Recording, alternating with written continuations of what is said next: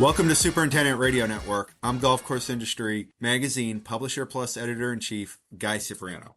This is episode number 27 of the Disease Discussion Podcast. In fact, it's our first disease discussion episode of 2026. And joining us is a familiar and fantastic guest, Dr. Emma Lookabaugh. Dr. Lookabaugh is a senior technical specialist for BASF, and she's going to discuss on this podcast some lessons that were learned from the disease challenges that golf course superintendents faced in 2025 and how those lessons apply to establishing an effective program in 2026. And we're also going to throw in some weed control conversation into this episode.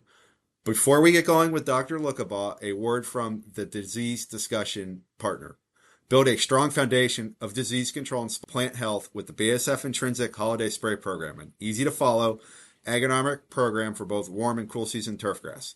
Designed to help your greens, fairways, and tees thrive under the toughest conditions, the BASF Intrinsic Holiday Spray Program is rooted in rigorous research and innovation.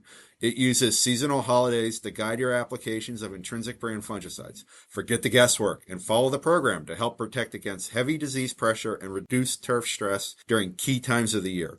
Visit betterturf.basf.us/holiday spray to learn more. And remember to always read and follow label directions. Now on to our conversation with Dr. Lookabaugh. Well, Dr. Lookabaugh, thanks for joining the Disease Discussion Podcast again. It's always enlightening speaking with you. Before we look ahead, let's look back. How would you describe what you and the BASF technical team observed on the disease front in 2025? Well, last year, we saw a lot of erratic weather patterns. And so with that, we had a lot more irregularities in terms of disease onset, the severity of diseases throughout the season. So there were definitely a lot of ups and downs, which made timing our applications a little bit more difficult. And then also just general management of these diseases a little bit more challenging. You mentioned erratic weather. Is there anything besides erratic weather that made 2025 so challenging in so many different places? So in the upper Midwest and mid-Atlantic areas, we had a really wet start to the season. So dollar spot definitely started raging really early. Since our pressure was high, a lot of our superintendents used up quite a bit of their fungicide reserves really early in the season. And we also saw, because we had a lot of wet weather, we had higher pressures, we saw that a lot of products were just not performing as expected. And we even saw some failures this year. And a lot of that was due to those weather patterns, making it a challenging start to the season. And then as the summer, kept going, we actually ended up really dry. So towards the end of the summer, our dollar spot pressure went way down. But then we had to deal with stressed turf from the drought conditions. So we saw a lot of localized dry spots, and just a reduction in overall turf quality because we had that wet early start to the year and then it got really dry. And so it just made timing those applications a little bit more difficult. Around Raleigh, where I live, and in the South, we also had a fairly wet summer, followed by a really dry fall. And so that set us perfectly for stressed turf, particularly on Bermuda grass and warm season turf. So we saw a lot of the usual suspects. So problems with take all root rot. We saw spring dead spot. We saw a lot of mini ring. And again, mini ring is very much a stress disease. And so when the turf is dealing with those more erratic cycles, you'll tend to see more mini ring. And then we saw a lot of Pythium root rot. And I think that was because we had a pretty wet, early start to the year, early summer. And that's when a lot of those infections start occurring. And then we see more symptomology and issues later in the year. We also saw major temperature extremes. So longer periods of unusually cold weather. We had a lot of days below freezing. And so courses were doing a lot of covering to protect their greens. And then in some cases, they were keeping them covered for, several days, quite a while in some cases. And so, whenever you're covering greens, that enters a new issue, a new challenge, because yes, you're protecting it from the cold, but then you've got disease issues that start going underneath those covers. And sometimes you can pull them off and end up with, other problems that you weren't really expecting. We saw a lot of microdochium patch because, again, we had a lot of that cooler weather, particularly in our winter months where we see it. So we saw a lot more microdochium. And then like Florida, we pinballed quite a bit. So we had like extreme wet, dry cycles. So it was just, if you look at, moisture curves, it was just up and down, up and down. And so disease pressure was definitely high. But it was more challenging because when you've got a lot of wet weather, your products just don't hold as long. So even though it cycles through those dry spells, they still tend to run out a little bit more often or earlier than expected. And sometimes you're not prepared with that next application type. We're less than 5 minutes into this podcast recording, Dr. Lookabaugh. I think you've mentioned nearly every imaginable disease here. Let's drill into the moisture a little bit more. How does abundant late spring and early summer moisture impact disease emergence? What does it do to the plant and the root system that makes it more susceptible? Right. So almost every pathogen, you need moisture, you need leaf wetness for those infections to occur. So whether you're getting that moisture from dew or rain, you need that for a lot of these diseases or pathogens to even infect and then cause disease. And so when you have, a lot of wet weather early in the spring, early summer, that's definitely worst case scenario in terms of disease development. So all of our foliar diseases, particularly dollar spot, they get going really fast, and you have to start tightening your spray intervals to really keep up from that disease pressure. Sometimes people don't adjust in season and they don't tighten their intervals. And so we stretch our apps a little too long and we end up with a big mess because we're just constantly playing catch up. That's when we start to see what people call, failures or just a lot of breakthrough. And it's really because you don't have a tight enough interval to account for, the increased disease pressure that we see. Those wet springs and summers also make it horrible in terms of weed management. So much more difficult weed management. And I know we're going to talk about weeds a little bit later. But definitely if you have a wet spring, you're going to have higher weed pressure. And then your herbicides are going to tend to break earlier than expected as well. So some people, who maybe traditionally would have done like a one and done pre-emergent, they really needed to come back with a second pre-emergent application or, having to use more post-emergent applications because they saw a lot of breakthroughs with their spring pre-emergent not lasting. So we saw a lot of issues with not only crabgrass, but also goosegrass and even things like nutsedge that, require a lot of that wet weather to get going and get started. How do extreme wet to dry swings affect fungicide usage and application timing? So it definitely makes planning and timing those applications more difficult because, like I said earlier, you've got to adjust in season, you've got to tighten your intervals, and oftentimes you have to use more fungicides than expected during those wet cycles. So if you didn't properly plan for that, sometimes you've got to use up a lot of your chemical shed early in the summer, so you start running out of product, or maybe you don't have your heavy hitters when you really need them because you had to use them earlier in the season. So we saw a lot of that this year where people were using so much up front and they were using the big guns up front. And so then kind of midway through or at the end of the season when they needed to get out, some last minute stuff, they were having to switch products or use something that maybe they typically wouldn't have used at that time. Also, whenever you're going through those extremes, so wet weather, dry weather, that is incredibly stressful to turf grass, to the turf grass roots in particular. And so whenever you have, high stress turf, not only is it more susceptible, it takes longer to recover. And we just have, more pressure on that root system. And we're going to see that in terms of turf quality.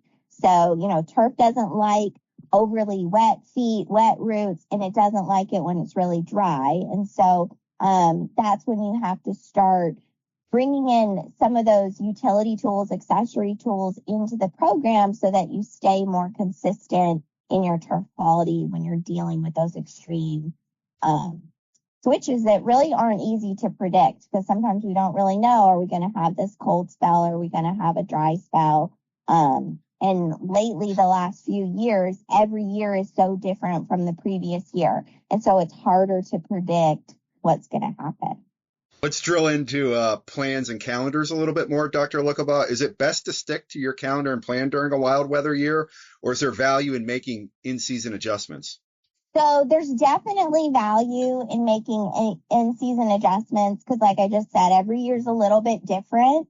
I think it's still important that you sort of have a planning stage where you think about, okay, the last few years, what were the challenges that I dealt with? How did I, fix them or deal with them? Was I able to get back on track?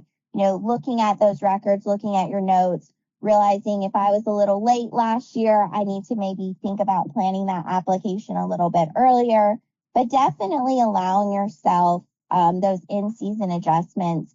The good thing about the calendar type programming is that you have a little added insurance because, maybe I don't necessarily need this application 100%, but it gives you that preventative protection in case something changes on a dime. And oftentimes we're starting to see more of that, particularly in, our summer months where the weather just changes so quickly, that having that regular application, regular insurance is important as well. So I think there's, a little bit of balance and being able to fine tune and not be so rigid is definitely going to end up with you on top in terms of diseases. Weather is the variable of all variables, but what can superintendents who experience turf loss in 2025 do to disease do to ensure that they don't face a similar situation here in 2026? Superintendents today have a ton of excellent tools available to them. So digital tools, monitoring tools. And I would say if you had problems last year, or if you aren't getting as good a control now as you have in, several previous years, you need to start tracking more. So track growing degree days, track soil temperatures, track your soil moisture, and then actually use those tools to inform your application timings and to help you fine tune those timings to when they make sense for, the weed germination or the pathogen or disease conditions that are favorable. Because some diseases and some, weed applications, they really are, we have a set of parameters where it's like when your temperature hits this and you have this amount of soil moisture, this is when you trigger that application. And some superintendents use those tools to trigger those applications, whereas other superintendents are still kind of in that calendar mindset where they're like, well, I put this application out, on September 1st, and that's the day I do it pretty much every year. And I think now more and more we are seeing people that, go towards that monitoring system, doing a little bit better, being able to more accurately time those applications so that they get the most out of that fungicide or that herbicide. So don't solely rely on those calendar timings. And, if you're monitoring throughout the season, you can sometimes tell, like, hey, I probably need to reapply a little earlier because it's been unusually wet. Or maybe I need to tighten that interval a little bit. And so, those tools can definitely help you so that you're not consistently or constantly playing catch up. Because the biggest thing that we see when we get calls about failures or product performances or things just not performing as well as expected, almost every time it is an application error. So it's, hey, you were just way too late. You were, more in a curative window instead of a preventative window. Or, that application, that was just way too long, expecting a fungicide to last 6 weeks, 8 weeks or longer is unrealistic. Things like that. Most of it is a timing thing, an application timing thing. And so really paying attention to, some of those tracking tools will help you. It's still, there's a lot of variability there, but I definitely think tracking is important and can definitely help to start those applications early, keep them tight when conditions are favorable for disease. And then if you see, hey, like my weather conditions are just not conducive, you can maybe back off some of those apps that you had planned while still sort of paying close attention. Okay, let's go inside the jug now and some of the chemistries that are available. Which BASF fungicides were effective in controlling diseases in 2025? I know they all were, but which ones were some stars, Dr. Lookabaugh, and what made those fungicides so effective during such a challenging year? Yeah, so of course, BASF fungicides are great. They're all super effective. But I would say, year after year, my favorites are always, Navicon, intrinsic brand fungicide, and Maxtima. I feel like both of those fungicides, they continue to kill it. They consistently perform well across the board, across diseases, whether it's on cool season turfgrass and we're dealing with, dollar spot, anthracnose diseases, all of the cool season diseases. Or if you're on warm season and we've got to deal with spring dead spot and take all root rot, these are really heavy hitters and they consistently do well. We also saw a huge benefit from our holiday spray program because all of our intrinsic fungicides that are in that holiday spray program, they come with those plant health benefits. And I know we've talked about our plant health benefits on other podcasts, but they really do help that turf grass perform through those more extreme growing conditions. So if you're regularly using Lexicon and Navicon on your greens or regularly using Aramax on your fairways, your turf grass is going to be a little bit more resilient, especially during the stressful conditions. So you're getting those plant health benefits to kind of prime that turf to better withstand those stress effects and then also give you the disease control that you need for those key diseases. Any other disease control strategies or observations you want to mention before superintendents get into the heart of their disease control season? So, big things, use your tools, track and monitor your soil conditions, start paying attention to that. Regularly apply wetting agents throughout the year. That's going to help boost fungicide effectiveness and also reduce issues with localized dry spot. And especially if you're dealing with things like fairy ring or root diseases like take all root rot, spring dead spot, you need to water in your fungicide application. So it really does make a huge difference in terms of efficacy. And we still struggle, even after all of, the research papers and science out there showing the benefit of watering in fungicides. We still struggle trying to convince superintendents to really see the light and that watering in is actually worth doing it.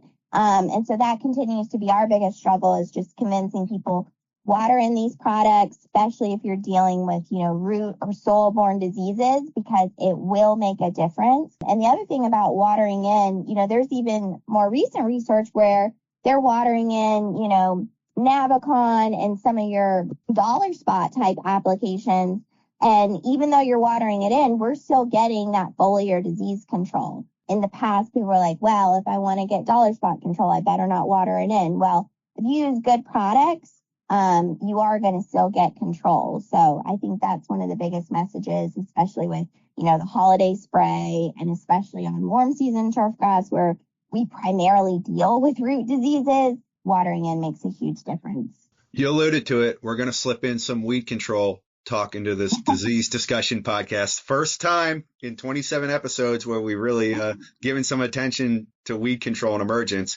What did you and the BASF technical team observe with weed emergence in 2025? Weed pressure was pretty high. I don't know, because I should have asked Jeff Benoit before I got on here, but this was another record year for like Drive Accelerate, some of our herbicides. Mm-hmm. So weed pressure was high.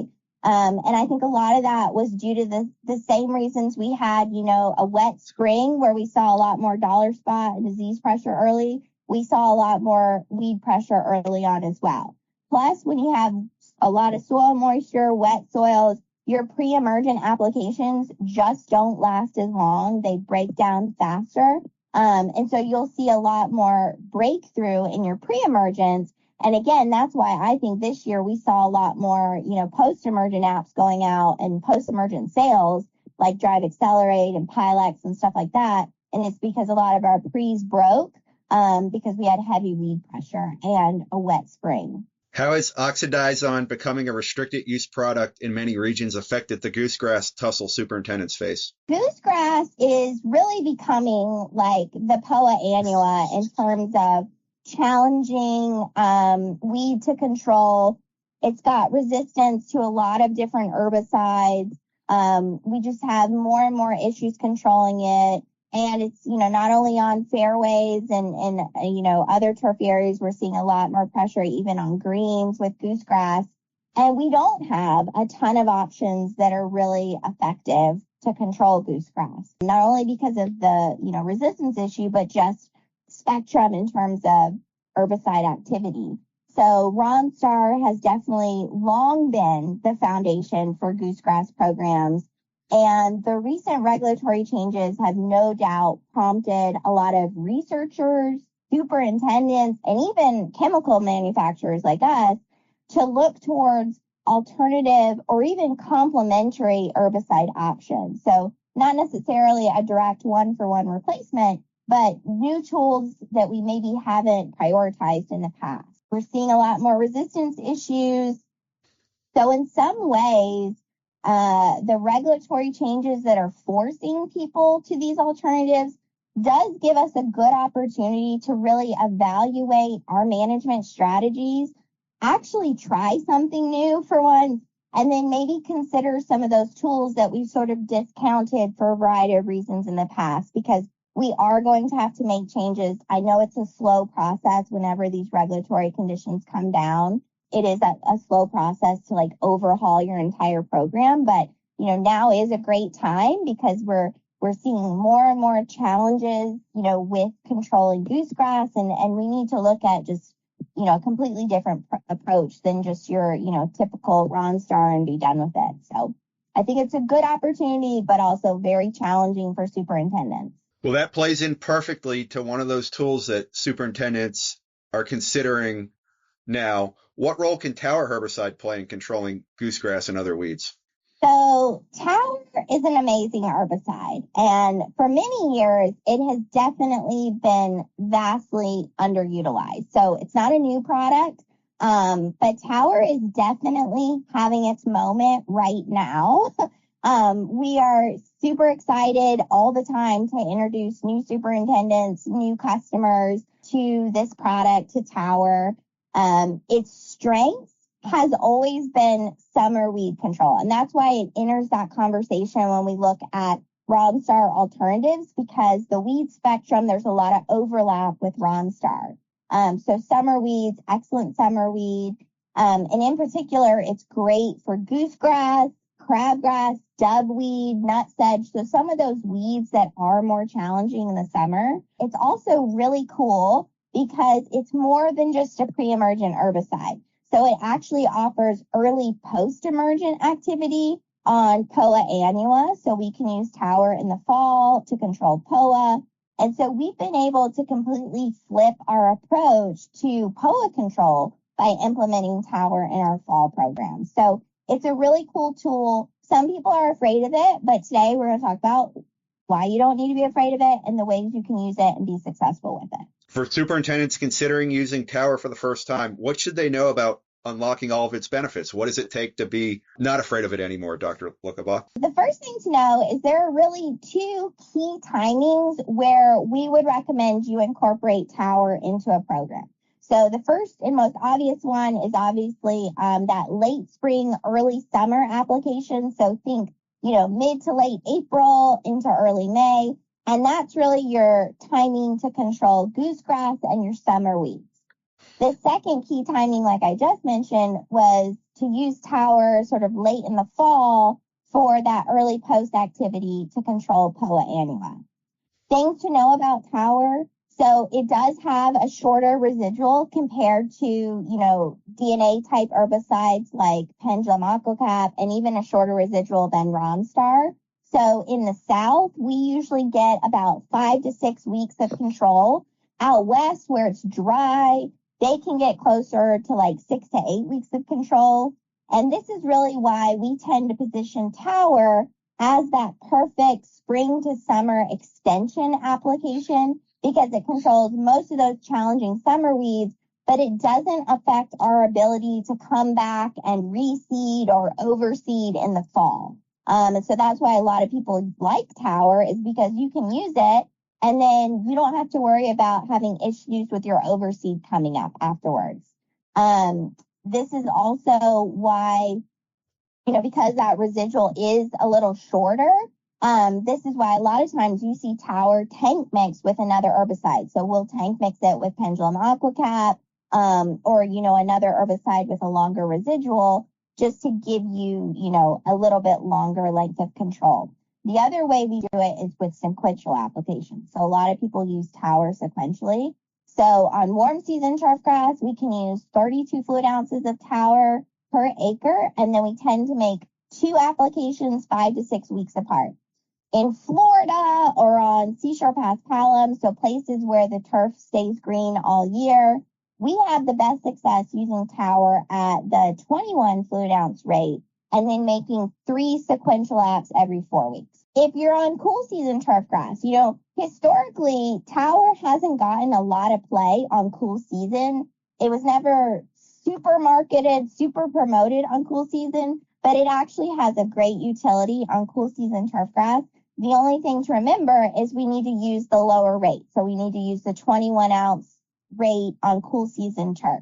The other thing to remember if you're going out on cool season turf is that if you are like in the Pacific Northwest, or places where you have a lot of mixed stands, so you have bent grass that's got a lot of desirable POA in that mix, we would not recommend you use Tower, because Tower has host activity on POA. So if you go out and you spray a mixed stand, you're going to get injury on the POA. And so that's kind of the only caveat on cool season is, you can see some, it works on POA. But anyways, it's got a lot of utility. We can use it different ways, and it's just a great accessory type tool to really strengthen your weed programs. Any other closing thoughts on weed control or Tower herbicide as we get into the heart of the 2026 season here? Yeah, so we are pretty much coming in the prime times to use Tower. So this is really a great, timing of this podcast. But I would say read the label, follow the label, pay attention to the temperature restrictions. So we do have a temperature restriction on Tower. Don't use Tower when your soil temps are below 55 degrees. So usually we say no Tower kind of like January through March for most areas. But again, track your temperatures. And definitely don't use Tower when your turf is in spring green up, spring transition. That's not a great time to use. Don't apply Tower right around the time you're aerifying or verticutting. So follow the label restrictions for that as well. You don't want to aerify and then come back with Tower, because you'll see more injury. So those are kind of the watch outs that we always say, like, here's the ways you have success with Tower, kind of follow the precautions, but time it where you're going to get the most bang for your buck. And when we think about Tower, it really is goosegrass, doveweed, nutsedge, and then Poa annua. Those are our key weeds. And it's a great option that I recommend, people try, and reach out to your local BASF rep, because we are always here to, offer suggestions or help you figure out where to position it in your existing rotation. Anything else you want to add about anything we discussed here today? Wow, we've covered a lot of topics, and we've also proved that you can talk about weeds now on a disease podcast. No, this was great, and I hope it was helpful. And like I said, don't hesitate to reach out to your local BASF rep. We're always here to help. Well, thank you, Dr. Lookabaugh. It's always a joy speaking with you. We appreciate everything you do for golf course superintendents out there and for us at Golf Course Industry, and we look forward to chatting with you again soon. All right, great. Thanks.